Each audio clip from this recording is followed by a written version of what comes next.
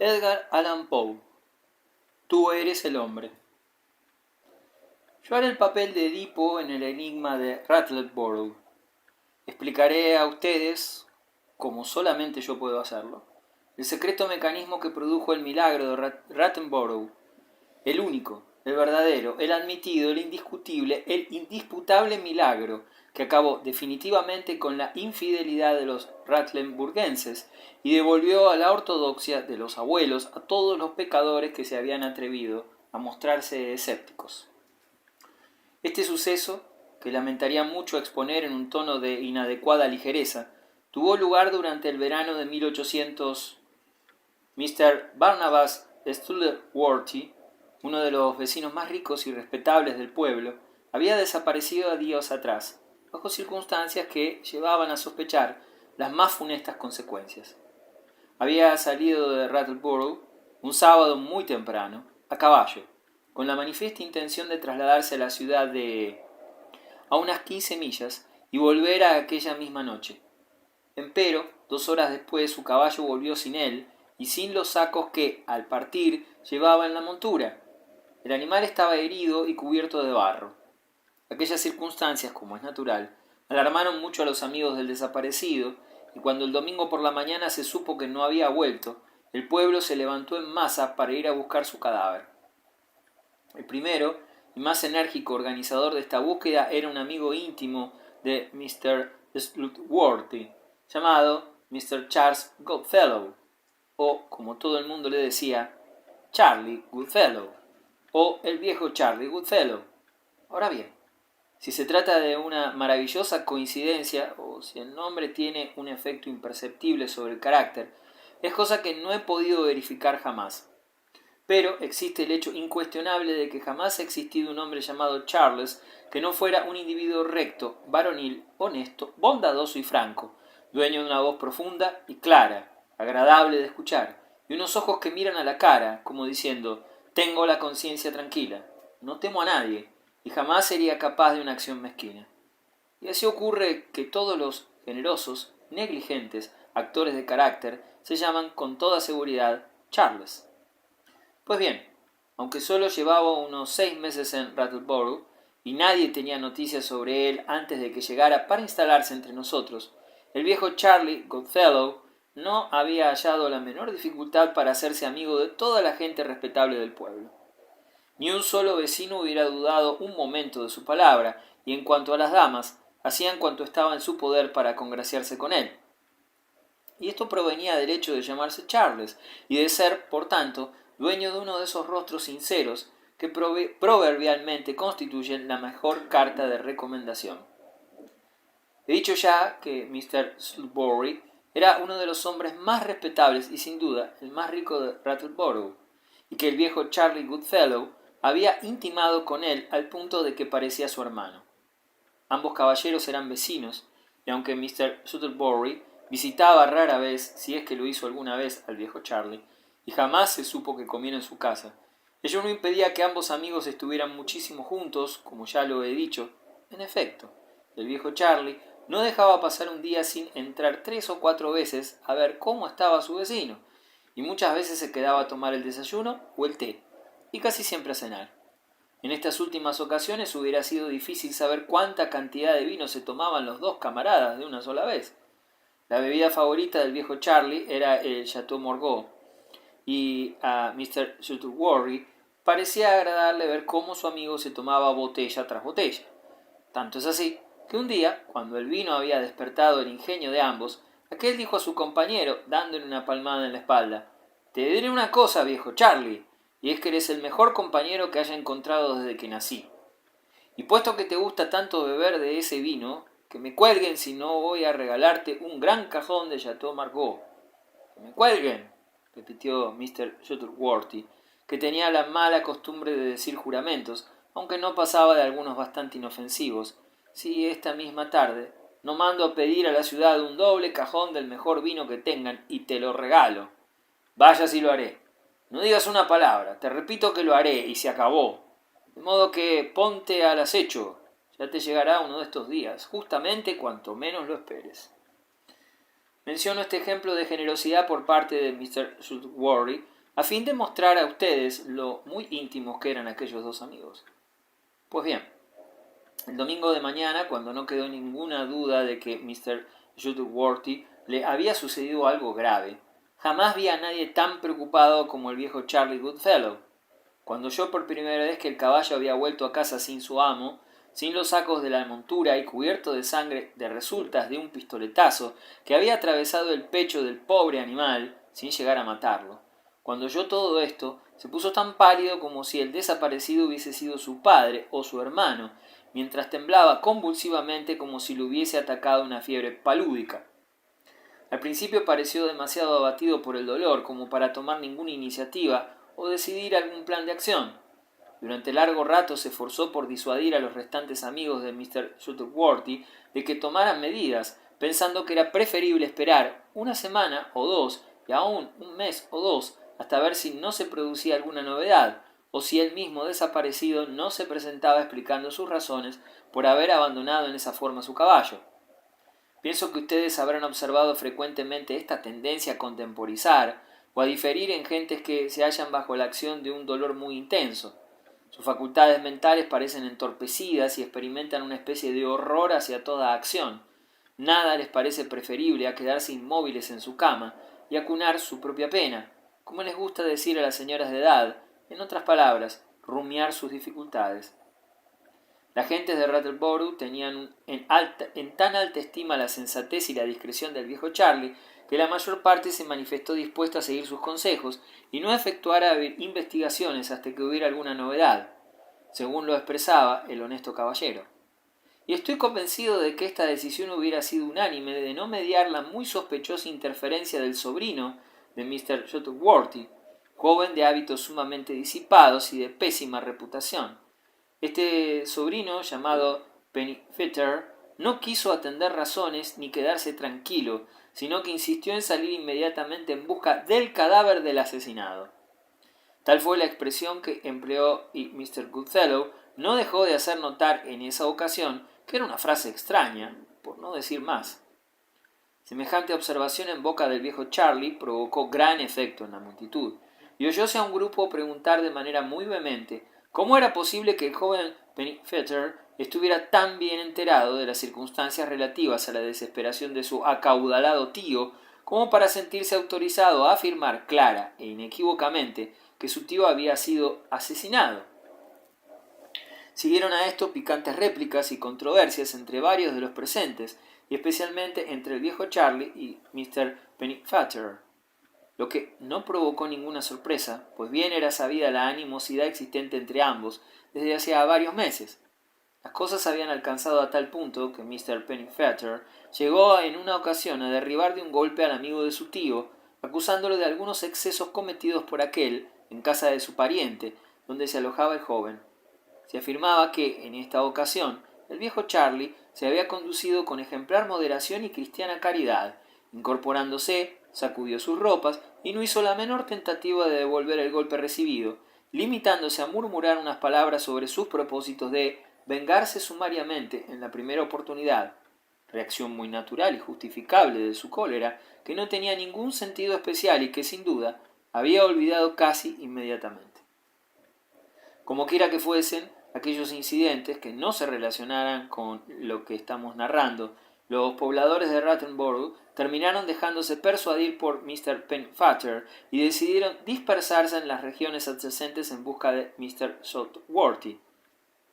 Tal fue la primera intención, pues parecía lo más natural que la gente se dispersaran en distintos grupos que explorarían de la manera más minuciosa las regiones circunvecinas. Sin embargo, no sé por qué ingenioso razonamiento que he olvidado, el viejo Charlie acabó convenciendo a la asamblea de que este plan no era el más conveniente, al decir que los convenció, exceptuó a Mr. Pennyfeather, pero el hecho es que al final se decidió efectuar una búsqueda cuidadosa a cargo de todos los vecinos en Massey. Naturalmente, el viejo Charlie tomó la dirección. Por lo que a esto último respecta, no hay duda de que el jefe era el más capacitado, pues todo el mundo sabía que el viejo Charlie tenía ojos de lince. Empero, aunque lo llevó a toda clase de rincones apartados, por senderos que nadie había sospechado jamás que existieran en la región, y aunque la búsqueda continuó incesantemente noche y día durante más de una semana, fue imposible hallar la menor huella de Mr. Shuttleworthy. Cuando digo la menor huella no debe entendérseme literalmente, pues no dejaron de encontrarse algunas huellas. Las señales de las cerraduras del caballo, que eran de un tipo especial, fueron seguidas hasta un lugar situado a 3 millas al este del pueblo, sobre el camino real a la ciudad. Aquí las huellas se desviaban por un atajo que atravesaba un bosque y volvía a salir al camino real, abreviando en media milla el recorrido regular. Al seguir las pisadas por este sendero, el grupo llegó finalmente hasta un charco de agua estancada, oculto a medias por las zarzas a la derecha del sendero. En este punto se interrumpían las marcas de herraduras. Advirtióse, sin embargo, que en el lugar había habido una lucha y las señales indicaban que un cuerpo grande y pesado había sido arrastrado desde el sendero al charco. Se procedió a dragar cuidadosamente este último, pero ninguna tentativa dio resultado. Disponíanse los presentes a volverse, desesperando de conocer la verdad, cuando la providencia sugirió a Mr. Goodfellow la idea de desaguar completamente el charco. El proyecto fue recibido con hurras y el viejo Charlie muy elogiado por su sagacidad e inteligencia. Cuando muchos vecinos traían palas, dada la eventualidad de desenterrar un cadáver, el desagüe pudo efectuarse rápida y eficazmente. Tan pronto quedó visible el fondo, se vio en el centro del lecho de barro un chaleco de terciopelo de seda negro que casi todos los presentes reconocieron como de propiedad de Mr. Pennyfather. El chaleco estaba desgarrado y manchado de sangre.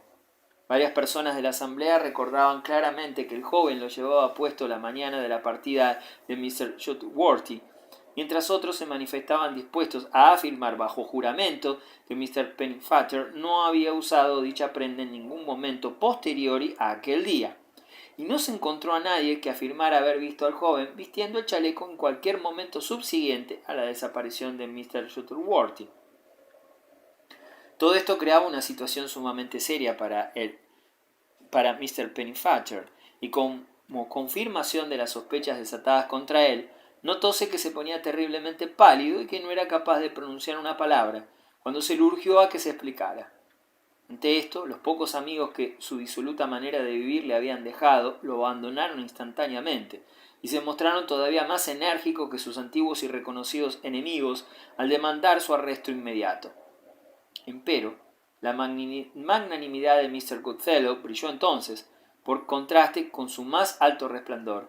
Hizo una cálida y elogiosa defensa de Mr. Pennyfather, durante la cual aludió más de una vez a su propio y sincero perdón por el insulto que aquel disipado joven, heredero del excelente Mr. Shuttleworthy, le había inferido en un arrebato de pasión.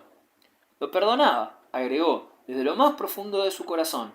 En cuanto a él, Mr. Goodfellow, lejos de llevar a su extremo las sospechosas circunstancias que desgraciadamente existían contra Mr. Pennyfather, haría, Mr. Goodfellow, todo cuanto estuviera en su poder y emplearía la escasa elocuencia de que era capaz para suavizar, en la medida en que pudiera hacerlo, en paz con su conciencia, los peores aspectos que presentaba aquel extraordinario y enigmático asunto. Mr. Goodfellow continuó durante una larga media hora en este tono, que hacía gran honor tanto a su inteligencia como a su corazón, pero las gentes de corazón generoso pocas veces son capaces de observaciones sensatas. Incurren en toda clase de errores, contretemps y despropósitos, en el entusiasmo de su celo por servir a un amigo, y así, con las mejores intenciones de este mundo, le hacen muchísimo daño en lugar de favorecerlo.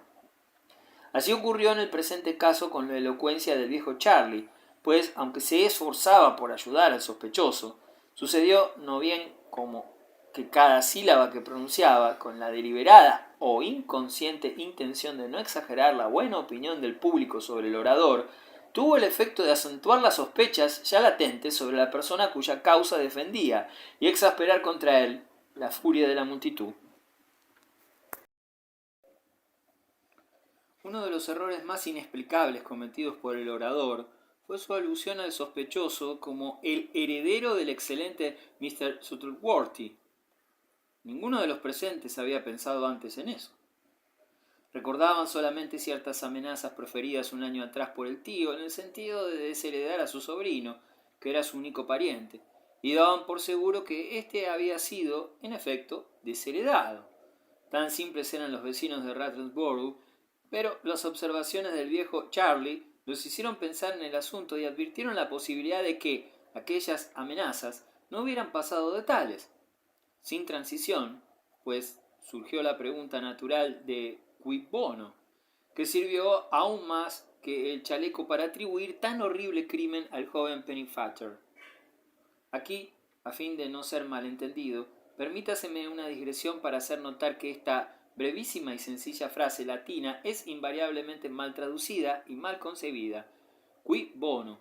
En todas las novelas de misterio y en otras, por ejemplo las de Mr. Cord, autora de Cecil, dama que cita en todas las lenguas desde el caldeo al chickasaw, ayudada sistemáticamente en su erudición por Mr. Beckford, en todas esas novelas, repito, desde las de Buller y Dickens hasta las de Turpenny y Ainsworth.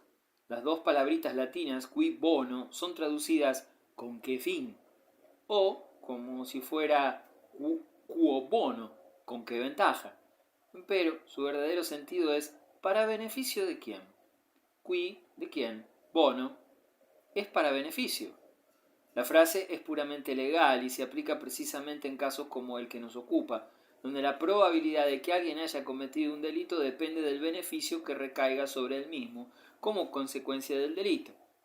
Ahora bien, en su favor, su tío lo había amenazado con desheredarlo, pero la amenaza no había sido llevada a efecto. El testamento original, según se supo, no presentaba alteración. En caso contrario, el único motivo presumible para el crimen habría sido el muy ordinario de la venganza, pero aún éste podía rebatirse por la esperanza de todo desheredado de volver a ganar la confianza de su pariente. No habiéndose modificado el testamento, mientras la amenaza seguía suspendida sobre la cabeza del sobrino, todos vieron en ello el más manifiesto motivo para tan horrible crimen, y tal fue la sagaz conclusión de los meritorios ciudadanos de Rattlesborough. Mr. Pennyfather, pues, fue arrestado allí mismo, y la multitud, luego de buscar otro poco, se volvió al pueblo, llevándolo bien custodiado. En el camino, además, ocurrió otra cosa tendente a confirmar las sospechas existentes. Mr. Goodfellow, cuyo celo lo hacía adelantarse siempre al grueso del grupo, corrió unos pasos, agachóse y levantó un objeto que había en el pasto. Luego de examinarlo rápidamente, se notó que intentaba esconderlo en el bolsillo de la chaqueta, pero los otros se lo impidieron. Viéndose con el objeto hallado, era una navaja española que una docena de personas reconocieron inmediatamente como de propiedad de Mr. Pennyfather. Lo que es más, sus iniciales aparecían grabadas en el puño. La hoja de la navaja estaba abierta y ensangrentada. Ya no podía quedar duda sobre la culpabilidad del sobrino del muerto, y, apenas llegados a Rattlesborough, fue entregado al juez para su interrogatorio. Su situación adquirió entonces un cariz aún más desagradable. Al preguntársele dónde había estado la mañana de la desaparición de Mr. Shuttleworthy, tuvo la descarada audacia de admitir que aquel día había salido con su rifle a cazar ciervos en las inmediaciones del charco donde se había encontrado, gracias a la sagacidad de Mr. Goodfellow, su chaleco ensangrentado. El viejo Charlie levantóse entonces y con lágrimas en los ojos pidió permiso para declarar. Dijo que un profundo sentido del deber para con su hacedor y sus semejantes no le permitían continuar en silencio por más tiempo.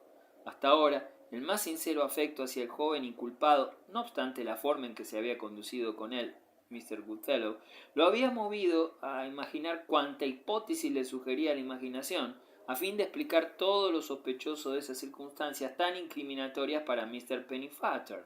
Pero dichas circunstancias eran ya demasiado convincentes, demasiado condenatorias. No podía vacilar, diría lo que sabía, aunque su corazón, el de Mr. Goodfellow, le estallara de dolor al hacerlo. Procedió entonces a declarar que, la tarde anterior a la partida de Mr. Shuttleworthy, este venerable caballero había dicho a su sobrino, y él, Mr. Goodfellow, lo había oído, que el motivo que lo llevaba a viajar al día siguiente por la mañana era hacer un depósito de una cuantiosa suma de dinero en el banco de los granjeros y mecánicos de la ciudad. Agregó que en el curso de la conversación Mr. Shuttleworthy había manifestado redondamente a su sobrino la irrevocable determinación de anular su testamento y desheredarlo hasta el último centavo. Y tras de ello, el testigo pidió solemnemente al inculpado que declarara si lo que acababa de decir era o no la más escrupulosa de las verdades. Para la estupefacción de los presentes, Mr. Pennyfather admitió francamente que lo dicho era la verdad.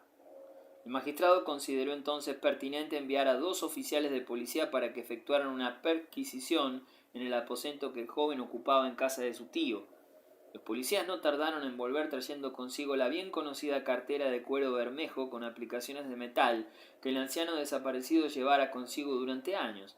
Faltaba su valioso contenido y vanamente se esforzó el magistrado por obtener del inculpado una confesión sobre el destino del dinero o el lugar donde se hallaba escondido. Mr. Pennyfather se obstinó en afirmar que no sabía nada de todo aquello. Por otra parte, los policías descubrieron entre el elástico y el colchón de la cama una camisa y un pañuelo para el cuello con el monograma del acusado, espantosamente manchado con la sangre de la víctima. A esta altura de la encuesta se hizo saber que el caballo del asesinado acababa de morir a consecuencia de la herida que recibiera. Mr. Goodfellow propuso entonces que se procediera a efectuar la autopsia del animal, a fin de descubrir si era posible la bala. Así se hizo, y como para que la culpabilidad del acusado quedara demostrada de manera definitiva, Mr. Goodfellow, luego de larga búsqueda dentro del pecho del caballo, terminó por localizar y extraer una bala de gran tamaño que, hechas las pruebas correspondientes, resultó corresponder exactamente al calibre del rifle de Mr. Pennyfather, que era mayor que el de cualquier otro vecino del pueblo o sus inmediaciones. Para confirmar aún más la cuestión, se descubrió que la bala tenía una señal o reborde en ángulo recto con la sutura habitual. No tardó en verificarse que dicha señal coincidía con la existente en los moldes para fundir balas que, según confesión del acusado, le pertenecían. Apenas probado esto, el magistrado a cargo de la encuesta rehusó escuchar nuevos testimonios y ordenó de inmediato que el prisionero fuera juzgado por asesinato, negándose resueltamente a dejarlo en libertad bajo fianza, a pesar de que Mr. Goodfellow protestó calurosamente contra esta severidad y ofreció salir como fiador por cualquier suma que se pidiera. Esta generosidad por parte del viejo Charlie hallábase muy de acuerdo con su amable y caballeresca conducta a lo largo de toda su permanencia en Rattlesborough. En este caso, el excelente caballero se dejaba llevar de tal manera por la excesiva fogosidad de su simpatía que al ofrecerse como fiador de su joven amigo parecía olvidar que no poseía un centavo en el mundo entero. Los resultados de la decisión pueden imaginarse fácilmente. Acompañado por el odio y la execración de todo Rattlesborough, Mr. Pennyfather fue juzgado en el Tribunal de Causas Criminales.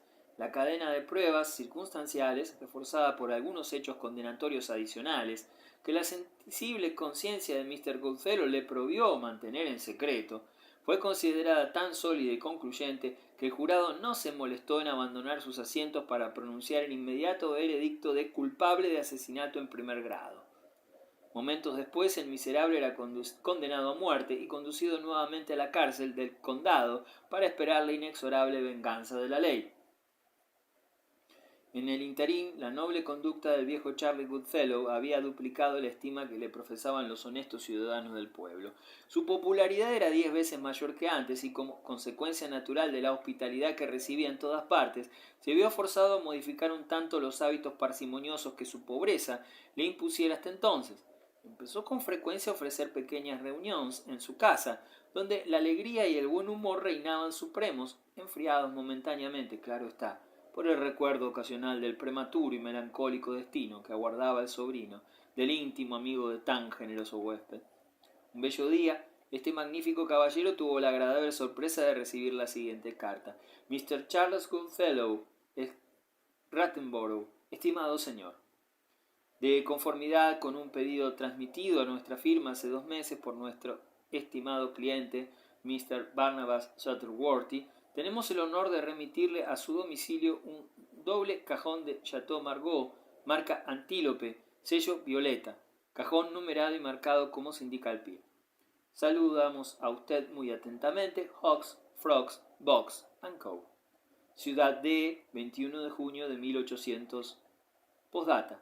El cajón le llegará al día siguiente del recibo de esta carta. Agregamos nuestros saludos a Mr. Shuttleworthy, HFB & Co. Chalmar A número 1, 6 Dock, Bot, media gruesa. Al decir verdad, desde la muerte de Mr. Shuttleworthy, Mr. Goodfellow había perdido toda esperanza de recibir alguna vez el prometido Chateau Margaux. por lo cual le pareció que recibirlo ahora representaba una especial merced de la providencia.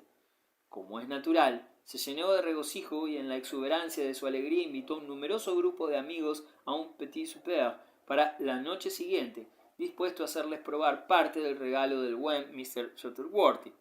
Por cierto que no dijo nada acerca del buen Mr. Shuttleworthy cuando expidió las invitaciones. Después de pensarlo mucho, decidió proceder así. Que yo sepa, a nadie mencionó que hubiera recibido un regalo de Chateau Margaux. Limitóse a invitar a sus amigos a que compartieran con él un vino de excelente calidad y fino aroma que había encargado 2 meses atrás y que recibiría al día siguiente. Muchas veces me he sentido perplejo pensando por qué el viejo Charlie decidió no decir a nadie que aquel vino era un obsequio de su viejo amigo, pero me fue imposible comprender sus razones para callar, aunque sin duda debía tenerlas, y excelentes. Llegó el día siguiente y con él una numerosa y distinguida asistencia se hizo presente en casa de Mr. Goodfellow. Puede decirse que la mitad del pueblo estaba allí y yo entre ellos, pero para gran irritación del huésped, el Chateau Margaux no apareció hasta última hora, cuando la suntuosa cena ofrecida por el viejo Charlie había sido ampliamente saboreada por los huéspedes. Llegó, empero, y por cierto que era un cajón enormemente grande. Entonces, como la asamblea se hallaba de muy buen humor, decidióse por unanimidad que se colocaría sobre la mesa y que se extraería inmediatamente su contenido. Dicho y hecho. Por mi parte di una mano y en menos de un segundo teníamos el cajón sobre la mesa en medio de las botellas y vasos, gran parte de los cuales se rompieron en la confusión. El viejo Charlie, que estaba completamente borracho y tenía el rostro empurpurado, sentóse con aire de burlona dignidad en la cabecera, golpeando furiosamente sobre la mesa con un vaso mientras reclamaba orden y silencio durante la ceremonia del desentierro del tesoro. Luego de algunas vociferaciones se logró restablecer el orden y, como suele suceder en tales casos, se produjo un profundo y extraño silencio. Habiéndoseme pedido que levantara la tapa, acepté, como es natural, con infinito placer. Inserté un formón, pero apenas hube dado unos martillazos, la tapa del cajón se alzó bruscamente, y en el mismo instante surgió del interior, enfrentado al huésped, el magullado, sangriento y putrefacto cadáver de Mr. Shuttleworthy. Por un instante contempló fija y dolorosamente, con sus ojos sin brillo y ya sin forma, el rostro de Mr. Goodfellow. Entonces, lenta, pero claramente, se oyó que decía estas palabras: «Tú eres el hombre», y cayendo sobre el borde del cajón, como satisfecho de lo que había dicho, quedó con los brazos colgados sobre la mesa. La escena que siguió excede toda descripción.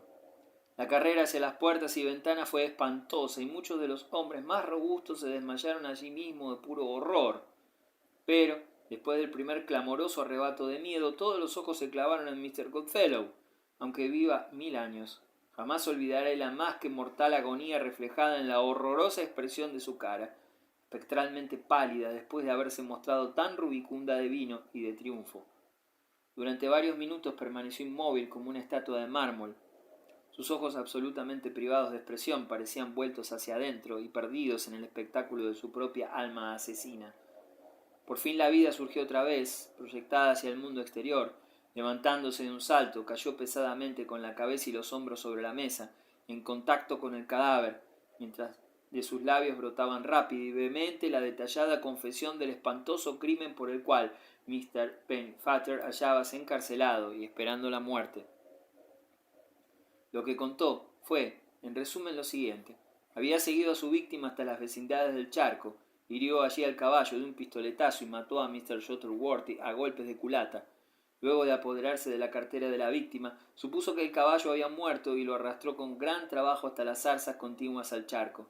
Cargó el cadáver de su víctima sobre su propio caballo y lo llevó a un lugar donde hacerlo desaparecer, situado a mucha distancia a través de los bosques. El chaleco, la navaja, la cartera y la bala habían sido colocados por él mismo donde fueron hallados, a fin de vengarse de Mr. Pennefather. También se las arregló para dejar en su cuarto el pañuelo y la camisa manchadas de sangre. Hacia el final del espeluznante relato, las palabras del miserable asesino se hicieron sordas y entrecortadas. Cuando hubo terminado, se enderezó, alejándose tambaleante de la mesa, hasta caer muerto. Aunque eficientes los medios mediante los cuales pudo lograrse esta oportuna confusión fueron bien sencillos. La exagerada franqueza y bonomía de Mr. Goodfellow me había disgustado desde el principio, despertando mis sospechas. Me hallaba presente cuando Mr. Pennyfeather lo golpeó y la diabólica expresión de su rostro, por más pasajera que fuese, me dio la seguridad de que no dejaría de cumplir al pie de la letra su promesa de vengarse. Hallábame, pues, preparado para apreciar las maniobras del viejo Charlie de una manera muy diferente de la de los buenos vecinos de Rattenborough. Vi de inmediato que todos los descubrimientos incriminatorios nacían directa o indirectamente de él, pero lo que me abrió completamente los ojos fue el episodio de la bala hallada por Mr. Goodfellow en el cuerpo del caballo. Aunque los vecinos lo habían olvidado, yo no dejé de recordar que el caballo presentaba un orificio por donde había penetrado el proyectil y otro por donde había salido. Si se encontraba una bala en el cuerpo, tenía que haber sido depositada allí por la misma persona que decía haberla encontrado. La camisa y el pañuelo ensangrentados confirmaron la idea sugerida por el hallazgo de la bala. En efecto, el examen de la sangre demostró que se trataba solamente de vino tinto. Pensando en esas cosas, y también en el rumboso camino de vida de Mr. Goodfellow, mis sospechas se hicieron cada vez más fuertes, y no eran menos intensas por ser el único que las abrigaba. En el interín me ocupé privadamente de buscar el cadáver de Mr. Shuttleworthy. Tenía mis buenas razones para hacerlo en zonas completamente opuestas a aquellas hacia las cuales Mr. Goodfellow había dirigido a los vecinos. El resultado fue que, algunos días más tarde, llegué a un antiguo pozo seco cuya boca estaba casi enteramente cubierta de zarzas, y allí, en el fondo, hallé lo que buscaba. Ocurrió que yo había escuchado el diálogo entre los dos amigos cuando Mr. Goodfellow se las arregló para inducir a su anfitriona a que le regalara un cajón de Chateau Margaux. Basándome en este hecho, decidí obrar en consecuencia. Procurándome un trozo muy fuerte de barba de ballena, le introduje por la garganta del cadáver y metí a éste en un viejo cajón de vino, teniendo cuidado de doblarlo en forma tal que la barba de ballena se doblara junto con él. De esta manera tuve que apretar fuertemente la tapa para mantenerla ajustada mientras la clavaba, y como es natural, tenía la seguridad de que, tan pronto los clavos fueran extraídos, la tapa se levantaría y tras ella el cuerpo. Arreglado así el cajón, lo marqué y numeré como se ha dicho. Luego de escribir una supuesta carta de los viñateros que surtían a Mr. Shuttleworthy, di instrucciones a mi criado para que llevara el cajón en una carretilla hasta la puerta de Mr. Goodfellow, a una señal que yo le haría. En cuanto a las palabras que pensaba hacer pronunciar al cadáver, confiaba suficientemente en mis habilidades de ventrílocuo y por lo que respecta a su efecto, confiaba en la conciencia del miserable asesino. Creo que no me queda nada por explicar. Mr. Pennyfeather fue puesto inmediatamente en libertad, heredó la fortuna de su tío y, aprovechando la lección de la experiencia, inició desde aquel día una nueva y dichosa vida.